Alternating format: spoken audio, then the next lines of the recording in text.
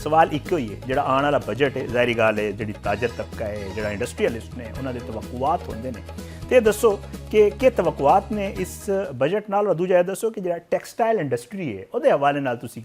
जी बिल्कुल जी, सानू बहुत अच्छी तवक्कुआत ने गवर्नमेंट को, और जी गवर्नमेंट ਨਾਲ ਜਿਹੜੀ ਸਾਡੀ ਡਿਸਕਸ਼ਨ ਚੱਲ ਰਹੀ ਹੈਗੀ, ਔਰ ਜਿੰਨੀਆਂ ਵੀ ਮੀਟਿੰਗਸ ਸਾਡੀਆਂ ਹੋਈਆਂ ਨੇ ਉਹਨਾਂ ਨਾਲ ਹੁਣ ਤੱਕ, ਤੇ ਸਾਨੂੰ ਬੜੀ ਹੋਪ ਹੈਗੀ जी जी ਔਰ ਉਮੀਦ ਅਸੀਂ ਕਰ ਸਕਦੇ ਹਾਂ ਕਿ ਇੱਕ ਅੱਛਾ ਬਜਟ ਹੋਏਗਾ, ਕਿਉਂਕਿ ਗਵਰਨਮੈਂਟ ਦੀ ਡਾਇਰੈਕਸ਼ਨ ਠੀਕ ਹੈਗੀ। ਉਹ ਕੋਸ਼ਿਸ਼ ਕਰ ਰਹੇ ਹੈਗੇ ਆ ਕਿ ਫੈਸਿਲਿਟੇਟ ਕੀਤਾ ठीक ਜਾਵੇ। है।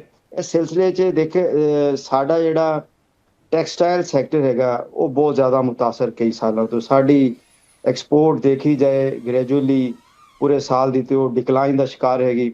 ਔਰ सही ਖਾਸ ਕਰਕੇ ਜਦੋਂ ਅਸੀਂ ਫੈਸਲਾਬਾਦ ਦੀ ਗੱਲ ਕਰਦੇ ਹਾਂ ਤੇ 57% ਟੋਟਲ ਐਕਸਪੋਰਟ ਦਾ ਹਿੱਸਾ ਜਿਹੜਾ ਉਹ ਫੈਸਲਾਬਾਦ ਦਾ ਹੈ। ਤੇ ਲਿਹਾਜ਼ਾ ਫੈਸਲਾਬਾਦ ਦੀ ਜਿਹੜੀ ਟੈਕਸਟਾਈਲ ਇੰਡਸਟਰੀ ਆ ਉਹਨੂੰ ਬਹੁਤ ਜ਼ਿਆਦਾ ਤਵੱਕੁਆਤ ਆ। ठीक ਦੇਖੋ, ਸਭ ਤੋਂ ਪਹਿਲੇ ਅਸੀਂ ਗਵਰਨਮੈਂਟ ਨੂੰ ਇਹ ਗੱਲ ਕਹੀ ਹੈਗੀ ਕਿ ਬੜਾ ਸਿੰਪਲ ਫਾਰਮੂਲਾ, ਕੋਈ ਰਾਕਟ ਸਾਇੰਸ ਨਹੀਂ ਹੈ। ਸਾਨੂੰ ਖੇਡਣ ਲਈ ਉਹ ਮੈਦਾਨ ਦਿੱਤਾ ਜਾਵੇ जी ਜਿਹੜੇ ਸਾਡੇ ਕੰਪੀਟੀਟਰਸ ਕੋਲ ਹੈਗਾ।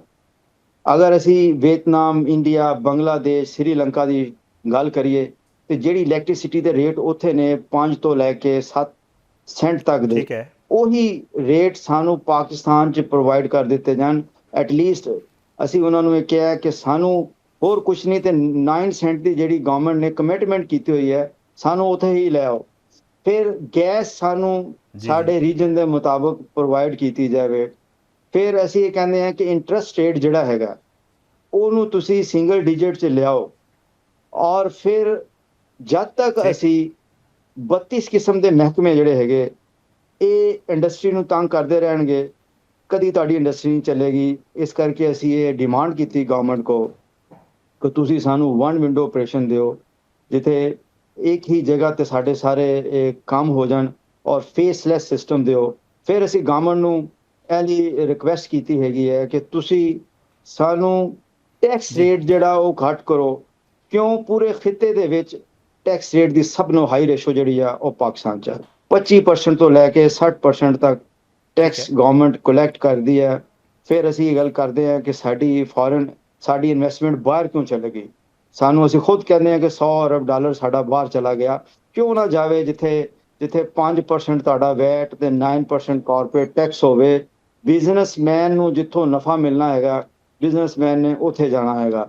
ਉਹਨੂੰ ਅਸੀਂ ਫੈਸਿਲਿਟੇਟ ਕਰਾਂਗੇ ਪਾਕਿਸਤਾਨ ਦੇ ਵਿੱਚ, ਤੇ ਉਹ ਸਾਡੀ ਇਨਵੈਸਟਮੈਂਟ ਮੌਕਾ ਹੈਗਾ ਵਾਪਸ ਆਏਗੀ। ਜਿਸ ਤਰ੍ਹਾਂ ਪਾਕਿਸਤਾਨ ਦਾ ਇਸ ਵਕਤ ਬੋਲਬਾਲਾ ਹੈ ਪੂਰੀ ਦੁਨੀਆ ਦੇ ਵਿੱਚ, ਸਾਡਾ ਇੱਕ ਸੌਫਟ ਇਮੇਜ ਹੈਗਾ ਕਿ ਪਾਕਿਸਤਾਨ ਨੇ ਪੀਸ ਦੇ ਵਿੱਚ ਰੋਲ ਅਦਾ ਕੀਤਾ। ਔਰ ਮੈਂ ਖਰਾਜ ਤਹਿਸੀਨ ਪੇਸ਼ ਕਰਾਂਗਾ ਆਪਣੇ ਫੀਲਡ जी ਮਾਰਸ਼ਲ ਜਨਾਬ ਆਸਿਮ ਮਨੀਰ ਸਾਹਿਬ ਤੇ ਆਨਰੇਬਲ ਪ੍ਰਾਈਮ ਮਿਨਿਸਟਰ ਜਨਾਬ ਸ਼ਬਾਜ਼ ਸ਼ਰੀਫ ਸਾਹਿਬ ਨੂੰ, ਕਿ ਉਹਨਾਂ ਨੇ ਜਿਸ ਤਰ੍ਹਾਂ ਮੀਡੀਏਸ਼ਨ ਦਾ ਰੋਲ ਅਦਾ ਕੀਤਾ। It's a great.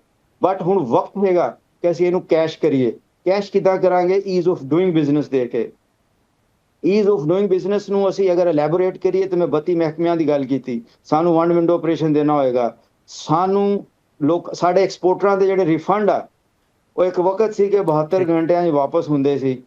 ਹੁਣ ਸਾਡਾ ਰਿਫੰਡ ਜਿਹੜਾ ਵਾ ਉਹ 6-6 ਮਹੀਨੇ ਲੱਗ ਜਾਂਦੇ ਆ। ਅਗਰ ਮੈਂ ਇੱਥੇ ਕਨਫੈਕਸ਼ਨਰੀ ਦੀ ਗੱਲ ਕਰਾਂ, ਮੇਰੇ ਕੋਲ ਦੋਸਤ ਆਉਂਦੇ ਨੇ ਕਨਫੈਕਸ਼ਨਰੀ ਵਾਲੇ, ਉਹ ਮੈਨੂੰ ਇਹ ਦੱਸਦੇ ਨੇ ਕਿ ਸਾਡਾ ਰਿਫੰਡ ਜਿਹੜਾ ਉਹਨੂੰ 1.5 ਸਾਲ ਹੋ ਗਿਆ ਕਿ सही ਸਾਡੇ ਰਿਫੰਡ ਵਾਪਸ ਨਹੀਂ ਮਿਲਣਗੇ। ਹੁਣ ਮੈਨੂੰ ਤੁਸੀਂ ਦੱਸੋ, ਅਗਰ ਅਸੀਂ ਲੋਕਾਂ ਦਾ ਬੇਸਿਕ ਕੈਪੀਟਲ ਲੈ ਕੇ ਬਹਿ ਜਾਵਾਂਗੇ ਤੇ ਉਹ ਕਿਹਦੇ ਨਾਲ ਕੰਮ ਕਰਨਗੇ? ਕਿਸ ਤਰ੍ਹਾਂ ਤੁਹਾਡੀ ਐਕਸਪੋਰਟ बढ़ेगी? ਜਿੱਦਾਂ ਸਾਡਾ 60 ਬਿਲੀਅਨ ਦਾ ਟਾਰਗੇਟ ਹੈਗਾ ਉਹਨੂੰ ਅਸੀਂ ਕਿਸ ਤਰ੍ਹਾਂ ਅਚੀਵ ਕਰਾਂਗੇ? ਫਿਰ ਦੇਖੋ, ਗਵਰਨਮੈਂਟ ਨੇ ਇੱਕ ਕੈਪਿੰਗ ਲਗਾ ਦਿੱਤੀ ਕਿ ਟੈਕਸਟਾਈਲ ਨੂੰ, ਜਿਹੜੇ ਛੋਟੇ ਟੈਕਸਟਾਈਲ ਸੈਕਟਰ ਹੈਗੇ ਆ ਉਹਨਾਂ ਨੇ ਕਿਹਾ ਕਿ 12% ਕੈਪਿੰਗ ਆ, जी 3-4% ਡੈਫਰ ਕਰ ਦਿੰਦੇ ਆ। ਡੈਫਰ ਕਰਨ ਦਾ ਮਕਸਦ ਇਹ ਹੈ ਕਿ ਤੁਹਾਨੂੰ ਉਹ ਨਹੀਂ ਮਿਲਦਾ। ਔਰ ਇਸ ਤਰ੍ਹਾਂ ਕਨਫੈਕਸ਼ਨਰੀ ਜਿਹੜਾ ਉਹਨੂੰ 10% ਤੇ ਕੈਪਿੰਗ ਕਰ ਦਿੱਤੀ ਹੈ, ਤੇ ਇਹਦਾ ਮਕਸਦ ਇਹ ਹੈ जी ਕਿ जी ਬਕਾਇਆ ਡੈਫਰ ਹੋ ਗਿਆ। ਡੈਫਰ ਦਾ ਮਕਸਦ ਇਹ ਹੈ ਕਿ ਤੁਹਾਨੂੰ ਉਹ ਪੈਸੇ ਨਹੀਂ ਮਿਲਣੇ। ਅੱਜ ਤੁਸੀਂ ਕੈਲਕੂਲੇਸ਼ਨਾਂ ਕਰਕੇ ਦੇਖ ਲਓ, 3-4-5% ਤੋਂ ਉੱਤੇ ਐਕਸਪੋਰਟਰਾਂ ਦਾ ठीक है। ਨਫਾ ਨਹੀਂ ਹੈਗਾ। ਤੇ ਜਦੋਂ ਉਹਨਾਂ ਦਾ ਨਫਾ ਹੀ 4-5% ਆ ਤੇ 4-5% ਤੁਸੀਂ ਡੈਫਰ ਕਰਦੇ ਹੋ ਕਿ ਜਿਹੜਾ ਨਹੀਂ ਮਿਲੇਗਾ, ਤੇ ਉਹ ਕਿਸ ਤਰ੍ਹਾਂ ਕੰਮ ਕਰਨਗੇ? सर, इस बजट वज़ीर आज़म नाल मुलाकात भी हुई है, ज़ाहिर गल है ताजर बरादरी की, तो की तुसी की मंग रहे हो? ये कोई रियायत है, सबसिडी है, या फिर इस्लाहात की गल कर रहे हो? ਦੇਖੋ ਜੀ, ਮੈਂ ਇਹਨੂੰ ਤੁਹਾਨੂੰ ਐਲੈਬੋਰੇਟ ਕਰਾਂ ਇਸ ਗੱਲ ਨੂੰ।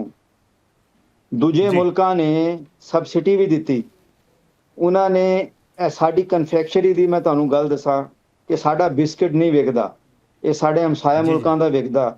ਉਹਨਾਂ ਨੇ ਇੱਕ ਅਸੈਸ ਕੀਤਾ, ਚੈੱਕ ਕੀਤਾ ਕਿ ਕੀ ਵਜ੍ਹਾ ਵਾ, ਕਿੱਦਾਂ ਅਸੀਂ ਇਹਦੇ 'ਚ ਗੇਨ ਕਰ ਸਕਦੇ ਹਾਂ, ਤੇ ਉਹਨਾਂ ਨੇ ਆਪਣੇ ਸੈਕਟਰ ਨੂੰ ਸਬਸਿਡੀ ਦੇ ਠੀਕ ਦਿੱਤੀ। ਹੈ ਸਾਡਾ ਸੈਕਟਰ ਮਹਿੰਗਾ ਹੈ, ਸਾਡੇ ਬੰਦਿਆਂ ਦੀ ਉੱਥੇ ਕਨਫੈਕਸ਼ਨਰੀ ਬਿਸਕੁਟ ਨਹੀਂ ਵਿਕਦੇ। ਲੇਕਿਨ ਤੁਸੀਂ ਸਹੀ ਕਿਹਾ, ਅਸੀਂ as business as chamber president ਔਰ ਸਾਡਾ ਸਭ ਦਾ ਇਹਦੇ ਤੇ ਇੱਕ ਸਾਂਝਾ ਇਤਫਾਕ ਹੈਗਾ, ਫੈਡਰੇਸ਼ਨ ਦਾ ਵੀ ਇਤਫਾਕ ਸਹੀ ਆ ਕਿ ਅਸੀਂ ਤੇ ਗਵਰਨਮੈਂਟ ਨੂੰ ਸਬਸਿਡੀ ਦਾ ਕਹਿੰਦੇ ਹੀ ਨਹੀਂ, ਹਾਲਾਂਕਿ ਦੂਜੀਆਂ ਗਵਰਨਮੈਂਟਾਂ ਦੇ ਰਹੀਆਂ ਵਾ। ਅਸੀਂ ਇਹ ਕਹਿੰਦੇ ਕਿ ਅਸੀਂ ਆਪਣੇ ਪੈਰਾਂ ਤੇ ਖੜਾ ਹੋਣਾ ਚਾਹੁੰਦੇ ਹਾਂ, ਸਾਨੂੰ ਤੁਸੀਂ ਖੇਡਣ ਲਈ ਮੈਦਾਨ ਉਹ ਦੇ ਦਿਓ ਜਿਹੜਾ ਦੂਸਰੇ ਲੋਕਾਂ ਕੋਲ ਹੈਗਾ। ਅਸੀਂ ਨਹੀਂ ਸਬਸਿਡੀ ਠੀਕ ਮੰਗ ਰਹੇ, ਲੇਕਿਨ ਇਸਤਲਾਹਾਤ ਜਿਹੜੀਆਂ ਨੇ ਤੁਹਾਨੂੰ ਰਿਫਾਰਮਸ ਤੇ ਕਰਨੇ ਪੈਣਗੇ ਨਾ। ਸਾਨੂੰ ਤੁਸੀਂ ਕਹਿੰਦੇ ਹੋ ਕਿ ਤੁਸੀਂ 11.5 ਸੈਂਟ ਤੇ ਬਿਜਲੀ ਵੀ ਲਵੋ, ਤੁਸੀਂ ਜਨਾਬ 1.5 ਜੀ ਸਾਲ 'ਚ ਰਿਫੰਡ ਵੀ ਲਵੋ। ਮੈਂ ਤੁਹਾਨੂੰ ਇੱਕ ਹੋਰ ਮਿਸਾਲ ਦੇਵਾਂ, ਦੁਨੀਆ ਦੇ ਕਿਹੜੇ ਹਿੱਸੇ 'ਚ ਇਸ ਤਰ੍ਹਾਂ ਕੰਮ ਹੁੰਦਾ ਹੋਏਗਾ ਕਿ ਤੁਸੀਂ ਜਿਹੜੇ ਅਨਰਜਿਸਟਰਡ ਲੋਕ ਹੈਗੇ ਆ, ਉਹਨਾਂ ਨੂੰ ਠੀਕ 18 ਹੈ ਰੁਪਏ ਕਿਲੋ ਚੀਨੀ ਸਸਤੀ ਲੱਭੇ, ਔਰ ਸਾਨੂੰ ਜਿਹੜੀ ਹੈ ਉਹ ਵਾਲੀ ਜਿਹੜੇ ਰਜਿਸਟਰਡ ਬੰਦੇ ਆ ਉਹਨਾਂ ਨੂੰ ਮਹਿੰਗੀ ਲੱਭੇ। ਤੁਹਾਨੂੰ ਪਤਾ 18 ਰੁਪਏ ਪਰ ਕਿਲੋ ਦਾ ਇੱਕ ਇਹਨਾਂ ਨੇ ਟੈਕਸ ਲਗਾਇਆ ਹੋਇਆ ਵਾ ਚੀਨੀ ਦੇ ਉੱਤੇ, ਜਿਹੜੀ ਕਨਫੈਕਸ਼ਨਰੀ ਬਣਾਉਣ ਵਾਲੇ ਆ ਜੀ ਜੀ ਉਹਨਾਂ ਨੂੰ 18 ਰੁਪਏ ਕਿਲੋ ਮਹਿੰਗੀ, ਤੇ ਜਿਹੜੇ ਅਨਰਜਿਸਟਰਡ ਹੈ ਉਹਨਾਂ ਨੂੰ 18 ਰੁਪਏ ਕਿਲੋ ਸਸਤੀ। ਮਕਸਦ ਗੱਲ ਕਰਨ ਦਾ ਇਹ ਹੈਗਾ ਕਿ ਜਦੋਂ ਤੱਕ ਤੁਸੀਂ ਇਸ ਸਿਸਟਮ ਨੂੰ ਠੀਕ ਨਹੀਂ ਕਰੋਗੇ, ਤੁਸੀਂ ਸਮਝੋਗੇ ਨਹੀਂ, ਠੀਕ ਤੁਸੀਂ ਟੈਕਸ ਨੈਟ ਨੂੰ ਵਧਾਉਣ ਦੀ ਗੱਲ ਕਰੋ, ਤੁਸੀਂ ਜਿਹੜੇ ਐਗਜ਼ਿਸਟਿੰਗ ਟੈਕਸ ਪੇਅਰ ਆ ਉਹਨਾਂ ਤੇ ਸਾਰਾ ਬੋਝ ਪਾਓਗੇ, ਤੇ ਇਹ ਮੁਲਕ 'ਚ ਤੁਹਾਡੀ ਐਕਸਪੋਰਟ बढ़ना ਮੁਸ਼ਕਲ ਹੋ ਜਾਏਗੀ। ਔਰ ਇਸ ਮੁਲਕ ਦੀ ਜਿਹੜੀ ਤਰੱਕੀ ਹੈਗੀ ਆ ਉਹਦੇ ਵਿੱਚ ਦੇਖੋ ਸਾਡੇ ਕੋਲ ਦੋ ਇਸ ਟਾਈਮ ਇਨਕਮ ਦੇ ਸੋਰਸ ਹੈਗੇ ਆ। ਇੱਕ ਹੈਗਾ ਸਾਡੀ ਫੋਰਨ ਰੈਮਿਟੈਂਸ ਜਿਹੜੀ ਐਕਸਪੋਰਟ ਨਾਲੋਂ ਵੱਧ ਗਈ ਹੈ, ਅੱਛੀ ਗੱਲ ਆ, ਲੇਕਿਨ ਉਹ ਮੁਲਕ ਕਦੀ ਅੱਗੇ ਨਹੀਂ ਵਧੇ ਜਿਹੜੀ ਇਨਹਿਸਾਰ ਇਹਦੇ ਤੇ ਜੀ ਕਰਨ। ਸਾਡਾ ਇਨਹਿਸਾਰ ਹੋਣਾ ਚਾਹੀਦਾ ਐਕਸਪੋਰਟ ਤੇ, ਸਾਡੀ ਐਕਸਪੋਰਟ ਵਧਣੀ ਚਾਹੀਦੀ ਹੈ। ਉਹਦੇ ਲਈ ਸਾਨੂੰ ਆਊਟ ਆਫ ਦਾ ਬਾਕਸ ਜਿਹੜੇ ਆ ਉਹ ਇਨੀਸ਼ੀਏਟਿਵ ਲੈਣੇ ਚਾਹੀਦੇ ਹੈਗੇ। ਠੀਕ ਗਵਰਨਮੈਂਟ ਹੈ ਨੂੰ ਇੱਕ ਬੜਾ ਕੰਪਰੀਹੈਂਸਿਵ ਡਾਕੂਮੈਂਟ ਅਸੀਂ ਹੈਂਡਓਵਰ ਕੀਤਾ, ਜਿਹਦੇ ਵਿੱਚ तमाम ਉਹ ਜ਼ਰੂਰੀ ਚੀਜ਼ਾਂ ਜਿਨ ਗਵਰਨਮੈਂਟ ਅਪਲਾਈ ਕਰੇ ਤੇ ਰਿਫਾਰਮਸ ਕਰੇ ਤੇ ਤੁਹਾਡੀ ਐਕਸਪੋਰਟ ਵੱਧ ਸਕਦੀ ਹੈ, ਤੁਹਾਡੀ ਲੋਕਲ ਕਾਰੋਬਾਰ ਚੱਲ ਸਕਦੇ ਆ। ਫਿਕਸ ਟੈਕਸ ਗਵਰਨਮੈਂਟ ਨੇ ਲਾਉਣ ਦੀ ਗੱਲ ਕੀਤੀ, ਅਸੀਂ ਉਹਨਾਂ ਦੇ ਨਾਲ ਹੈਗੇ ਆ। ਲੇਕਿਨ ਮੈਂ ਇਹ ਗੱਲ ਕਹਿੰਦਾ ਕਿ ਉਹਦਾ ਵੀ ਇੱਕ ਤਰੀਕਾਕਾਰ ਵਾਜ਼ਿਆ ਹੋਣਾ ਚਾਹੀਦਾ, ਔਰ ਜਿਹੜੀ ਹਰਾਸਮੈਂਟ ਹੈਗੀ ਹੈ FBR ਦੀ, ਇਹਨੂੰ ਖਤਮ ਕੀਤਾ ਜਾਵੇ, ਈਜ਼ ਦਿੱਤੀ ਜਾਵੇ ਬਿਜ਼ਨਸਮੈਨਾਂ ਨੂੰ। ਤੇ ਕੋਈ ਵਜ੍ਹਾ ਨਹੀਂ ਹੈਗੀ ਕਿ ਜਿਹੜੀ ਹੈ ਕਿ ਤੁਹਾਡੀ ਐਕਸਪੋਰਟ ਨਾ ਵੱਡੇ, ਤੁਹਾਡੇ ਮੁਲਕ ਦੀ ਮੈਸ਼ੀਅਤ ਖੜੀ ਨਾ ਹੋਵੇ। ਮੈਂ ਇਹਨੂੰ ਹੋਰ ਇਹ ਗੱਲ ਕਹਾਂ ਕਿ ਜਿਹੜੇ ਸਾਡੇ ਐਕਸਪੋਰਟਰਾਂ ਤੇ ਜੀ 1% ਐਡਵਾਂਸ ਟੈਕਸ ਹੈਗਾ ਉਹਨੂੰ ਇਹ ਬਿਲਕੁਲ ਖਤਮ ਕਰਨ, ਉਹ ਇੱਕ ਇਜ਼ਾਫੀ ਟੈਕਸ ਹੈਗਾ। ਇਸੇ ਤਰ੍ਹਾਂ ਸੁਪਰ ਟੈਕਸ ਦੇ ਨਾਂ ਤੋਂ ਮੈਂ ਸਮਝਦਾ ਇਹ ਵੀ ਇੱਕ ਐਸਾ ਨਾ ਕਦਮ ਨਹੀਂ ਹੈਗਾ, ਇਹਦੇ ਨਾਲ ਵੀ ਸਾਡੀ ਐਕਸਪੋਰਟ ਜਿਹੜੀ ਆ ਉਹ ਬੜੀ ਮੁਤਾਸਰ ਹੋ ਰਹੀ ਹੈ। ਤੇ ਇਹ ਇੱਕ ਚੰਦ ਇੱਕ ਬੇਸਿਕ ਚੀਜ਼ਾਂ ਨੇ, ਬਕਾਇਆ ਅਸੀਂ ਬਹੁਤ ਐਲੈਬੋਰੇਟਿਡ ਡਾਕੂਮੈਂਟ ਗਵਰਨਮੈਂਟ ਨੂੰ ਦਿੱਤਾ